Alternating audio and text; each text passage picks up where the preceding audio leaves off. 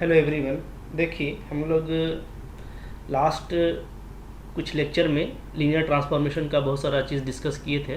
ठीक है, आज हम लोग उसी को कंटिन्यू करते हुए कुछ और क्वेश्चन देखेंगे जो हमारे लिए एग्ज़ाम पॉइंट ऑफ व्यू से इम्पॉर्टेंट है और ये CSIR नेट या गेट वगैरह में भी आता रहता है। ठीक है, तो आपको देखिए फिर से again basis and dimension find out करना है रेंज स्पेस और नल स्पेस के लिए। ठीक है, from transformation R³ to R³ 3 dimensional real space defined by this वे।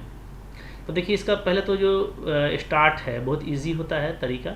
क्या करते हैं हम लोग जिसको स्टार्ट करते हैं, ठीक है, तो उसमें हम लोग ये जानते हैं कि अगर इफ़ B इज़ बेसिस, ठीक है, अगर B बेसिस है किसका, R³ का, ठीक है, तो हम लोग ये जानते हैं देन जो TB है, ठीक है, यानी कि image of B under T, वो क्या करता है, वो जनरेट्स करता है, जनरेट्स और we can say spans range T को। ठीक है, तो जो T का जो रेंज मिलना है उसको कौन जनरेट करेगा, उसको TB करेगा। ठीक है, TB, जहाँ B क्या है, B आपका बेसिस होता है। तो इसी फॉर्मूला को लेके हम लोग चलेंगे। ठीक है, ओके। तो यहाँ से देखिए मैं इस तरीके से स्टार्ट कर रहा हूँ सॉल्यूशन। यहाँ से वी नो, क्या लिखेंगे, we know if B is equal to E1, E2, E3 is basis for domain R³ then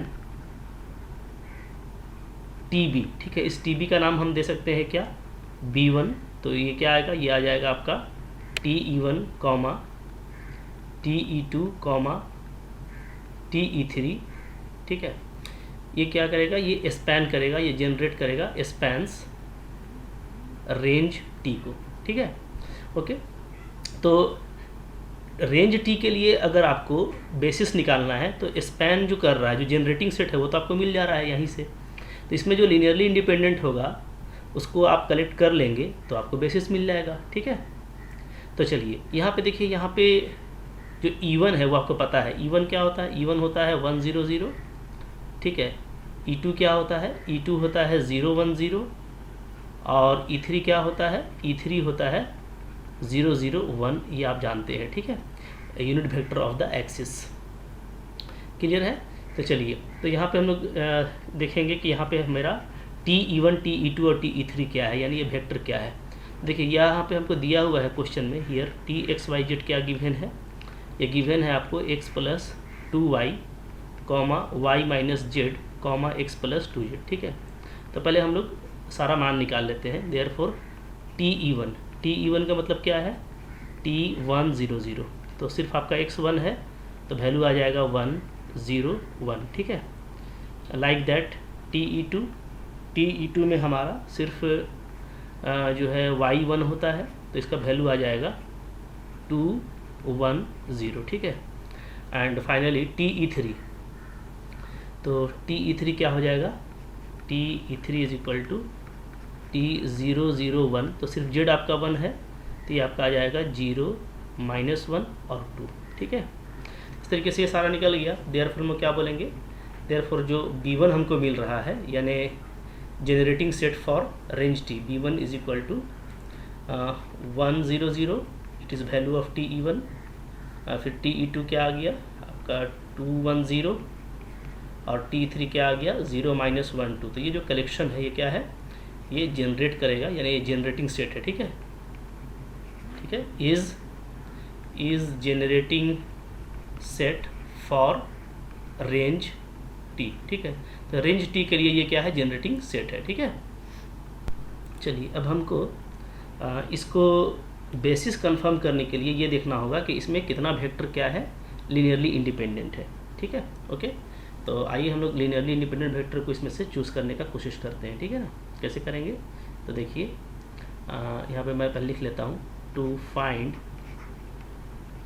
find basis for range T we have to select linearly independent vectors from set B1, ठीक है। तो जो set B1 है उसमें से हम लोग ये देखना चाहते हैं कि लीनियरली इंडिपेंडेंट वेक्टर कौन है, ठीक है। फॉर, इसके लिए एक तरीका होगा, आसान तरीका वो ये कि हम यहाँ से एक मैट्रिक्स बना लेते हैं। फॉर, ठीक है, consider a matrix capital A, ठीक है, whose रोज आर, ठीक है, जनरेटिंग वेक्टर्स, ठीक है, ये ठीक है, rows are generating vectors of B1, ठीक है। तो B1 का जो जनरेटिंग वेक्टर है उसको हम A के रो में ले रहे हैं, तो यानी कि हम लोग रो स्पेस से काम करेंगे तो कोई दिक्कत नहीं है, रो से भी कर सकते हैं, कॉलम से भी कर सकते हैं, ठीक है। तो A मेरा क्या आने वाला है, A मेरा आ जाएगा, देखिए 101 पहला आ गया, दूसरा आ जा रहा है 210 और तीसरा 0 -1 2, ठीक है। अब इसको मैं इक्विवेलेंट फॉर्म में बदलूंगा, ठीक है। तो इक्विवेलेंट फॉर्म में बदलने के लिए हम लोग फर्स्ट रो को वैसे ही रखेंगे, सेकेंड रो में ऑपरेशन लगा देते हैं। क्या मैं ऑपरेशन लगा रहा हूँ, R2 replace by R2 - 2R1, ठीक है। तो ये हो जाएगा 0, फिर ये हो जाएगा हमारा 2R1 करना है तो 1 ही रह जाएगा, ये मेरा हो जाएगा -2, ठीक है, ये हो जाएगा मेरा, इसको मैंने छोड़ देना है ना, चलो ठीक है ऐसा। अब देखिए, अब इस यहाँ पे हम लोग एक काम और करेंगे तो थोड़ा सा ये और रिड्यूस्ड हो जाएगा, वो ये कि फर्स्ट रो को छोड़ दीजिए 101, सेकेंड रो को भी छोड़ दीजिए 01 - 2, थर्ड रो को R3 को रिप्लेस कर दीजिए, कैसे, R3 + R2 कर दीजिए, ठीक है। तो ये हो जाएगा 0 0 और अगेन 0, ठीक है। तो ये मेरा आ गया, ये डेफिनेटली क्या आ गया है ये आप देखिएगा, तो ये आपका आ गया है रो इक्विवेलेंट फॉर्म, ठीक है जी, रो इक्विवेलेंट फॉर्म आ गया है। यहाँ पे देखिएगा तो ये जो है फर्स्ट जो है रो में पिवोट है, ठीक है, सेकेंड रो में भी पिवोट है, और ये जो है आपका तीसरा वाला जो है ये मेरा क्या है, ये मेरा 0 रो है। तो रो इक्विवेलेंट फॉर्म में क्या होता है, नंबर ऑफ जो नॉन जीरो रोज हैं वो क्या होते हैं, वो लीनियरली इंडिपेंडेंट होते हैं, ठीक है। तो हम लोग क्या लिखेंगे, इसके बाद हम लोग लिखेंगे, यहाँ पे मैं लिख देता हूँ, in REF row equivalent form of A, ठीक है, जो नॉन जीरो रोज है, नॉन जीरो रोज कौन कौन है, ये है आपके 101 फर्स्ट वाला और दूसरा वाला 01 - 2, ठीक है। ये क्या है, ये आपका है लीनियरली इंडिपेंडेंट, ठीक है। जो नॉन जीरो रो है ये लीनियरली इंडिपेंडेंट होता है, देयरफॉर बी में जो लीनियरली इंडिपेंडेंट है वो यही दो वेक्टर होगा, ठीक है ना। तो अगर हम बेसिस की बात करें तो ये ऑलरेडी जनरेट कर रहा था, तो अब ये लीनियरली इंडिपेंडेंट भी है, तो यही क्या हो जाएगा आपका बेसिस कहलाएगा, ठीक है। ओके, तो हम लोग क्या लिखेंगे, हम लोग लिखेंगे कि जो मेरा RT है, ठीक है, रैंक रेंज ऑफ T, उसके लिए बेसिस क्या हो जाएगा, उसके लिए बेसिस हो जाएगा बेसिस फॉर RT, ठीक है। हटाइए यहाँ से, basis for range space of T is equal to क्या हो जाएगा, ये हो जाएगा दो वेक्टर का 101 का और 01 - 2 का, ठीक है, करेक्शन, ये हो गया, ये बेसिस हो गया।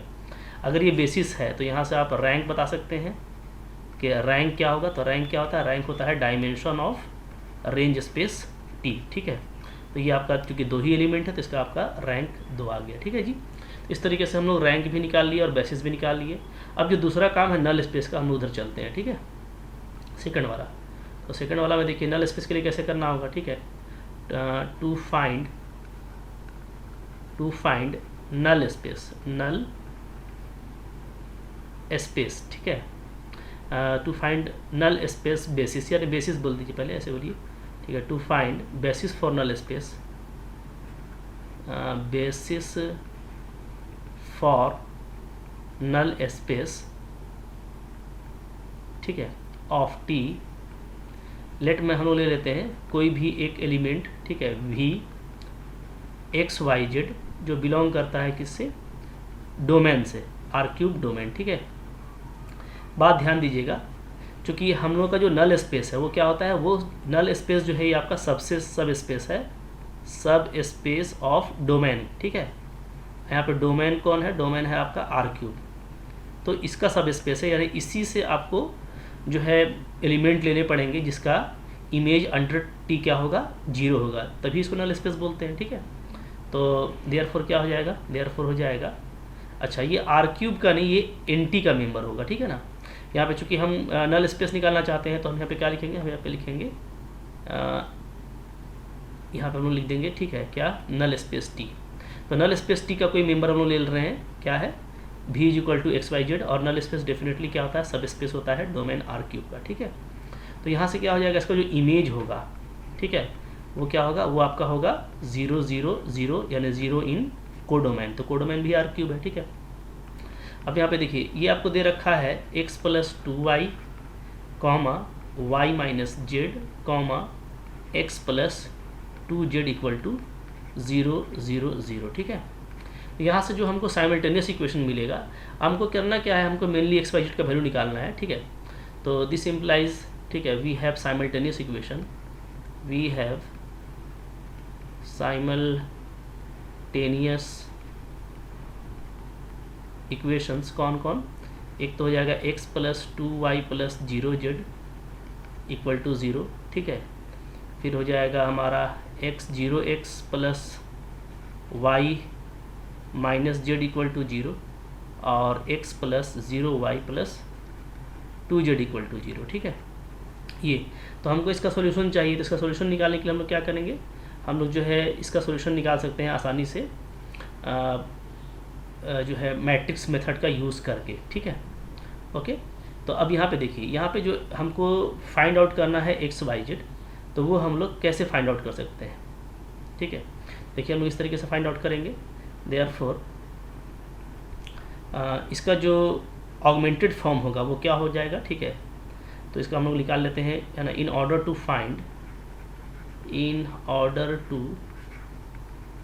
फाइंड, ठीक है, एक्स वाई जेड। ठीक है, एक्स वाई जेड निकालने के लिए हम लोग क्या करेंगे, हम लोग कर लेंगे यहाँ पे कंसिडर करेंगे यहाँ पे हम लोग कोएफिशिएंट मैट्रिक्स। ठीक है, कोई भी जैसे हम लोग पी ले लेते हैं। ठीक है, in order to find x y z, okay, consider, ठीक है, ऑगमेंटेड मैट्रिक्स। यहाँ पे ऑगमेंटेड मैट्रिक्स क्या होगा, तो P0 होगा।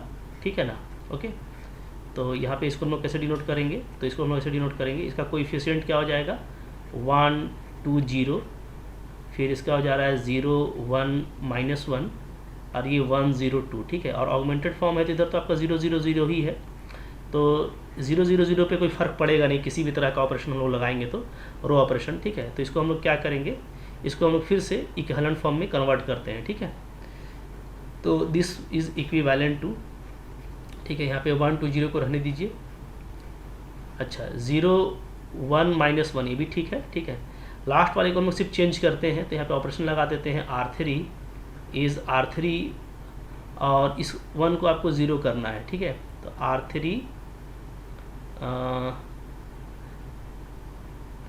माइनस R1 कर देते हैं। ठीक है, R3 माइनस R1, तो क्या आ जाएगा, तो आ जाएगा ये आपका 0 आ जाएगा, ये आपका -2 आ जाएगा, और ये आपका 2 रहेगा। ठीक है, अच्छा ऑगमेंटेड फॉर्म है तो यहाँ पे आप 0 0 0 लगा दीजिए, क्योंकि इस पर कोई फ़र्क पड़ेगा नहीं। ठीक है, अच्छा now this is equivalent to, अब हम लोग लास्ट वाले में फिर से एक बार ऑपरेशन लगाएंगे, तो 1 2 0, ठीक है, 0 1 -1, और लास्ट वाला आपका आ जाएगा 0 0 0। क्या ऑपरेशन लगाना पड़ेगा, R3 replace by R3 plus 2R2। ठीक है, तो ये हो जाएगा, और इधर ऑगमेंटेड फॉर्म है तो इधर आपका रहेगा 0 0 0 ही रहने वाला है। ठीक है, तो आराम से करना है, कोई दिक्कत नहीं आएगी। ठीक है, ठीक है, तो अब देखिए ऑगमेंटेड फॉर्म चूँकि अब आ गया, ये आपका रो इक्विवेलेंट फॉर्म में कन्वर्ट हो चुका है। ठीक है ना, तो यहाँ पे हम देख रहे हैं कि जो हमको पिवोट्स है वो दिख रहा है 1 पे है यहाँ पे। ठीक है, अच्छा यहाँ पे चूँकि आपको 3 वेक्टर से मल्टीप्लाई करना है एक्स वाई जेड निकालने के लिए, तो हम लोग क्या करते हैं, एक्स से इसको मल्टीप्लाई करते हैं। ठीक है, याद रखिएगा,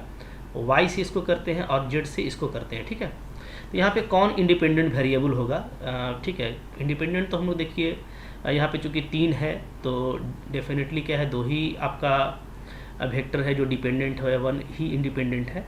तो बेस्ट ये तरीका रहता है ना कि आप कॉलम्स का पिवोट देखिए, ठीक है, किस कॉलम में पिवोट नहीं है। तो डेफिनेटली C3 में पिवोट नहीं है, तो हम लोग जेड को क्या करेंगे, इंडिपेंडेंट वेरिएबल ले लेंगे, ठीक है। ये अब जो है हमेशा आपके लिए सही रहेगा। ऐसे आप किसी एक को भी इंडिपेंडेंट ले सकते हैं इस केस में, ठीक है। तो देयरफॉर यहाँ से क्या आएगा, पहले आप देखिए, पहला रो को सोल्व करेंगे तो x + 2y = 0 आ जाएगा, ठीक है। और दूसरा रो को सोल्व करेंगे तो y - z = 0 आ जाएगा, ठीक है। थर्ड से तो कुछ मिलना नहीं है, तो हम लोग जेड को क्या करेंगे, इंडिपेंडेंट वेरिएबल ले लेंगे, ठीक है। टेकिंग क्या करेंगे, जेड एज इंडिपेंडेंट वेरिएबल, ठीक है। क्यों ले रहे हैं पता है, इसलिए कि जो थर्ड कॉलम है उसमें कोई पिवोट नहीं है, ठीक है। ऐसा हम लोग पढ़े थे कि जिस कॉलम में पिवोट नहीं हो करस्पॉन्डिंगली आप उसको इंडिपेंडेंट ले लेंगे, ठीक है ना। तो जेड एज इंडिपेंडेंट वेरिएबल हम लोग क्या करेंगे, एक्स का हम लोग मान निकाल लेंगे। तो यहाँ से आपको y आ जाएगा जेड के टर्म में दिस वन, और यहाँ से x आ जाएगा आपको -2y which is finally equal to -2z। तो x भी z के फॉर्म में निकल गया, y भी z के फॉर्म में, और z = z ही रहेगा। तो जो x y z हमको निकालना था वो कैसे निकलेगा, ठीक है। x y and z is equal to क्या आ जाएगा, इज इक्वल टू आ जाएगा -2z z एंड z, ठीक है, which we can write as z -2 1 1, ठीक है। तो देखिए इसी से ये स्पैन हो रहा है, जो सॉल्यूशन सेट है वो किससे स्पैन हो रहा है, इससे स्पैन हो रहा है, ठीक है। देयरफॉर क्या बोलेंगे, देयरफॉर हम ये बोलेंगे कि मेरे पास में एक वेक्टर है, कौन, -2 1 और 1, ये सिंगल वेक्टर है, ठीक है, जो स्पैन कर रहा है, स्पैन्स क्या, सॉल्यूशन सेट, ठीक है, ऑफ गिवन साइमल्टेनियस इक्वेशन, ठीक है। तो जो भी साइमल्टेनियस इक्वेशन हमको मिला था उसके सॉल्यूशन को कौन स्पैन कर रहा है, ये वेक्टर, ठीक है।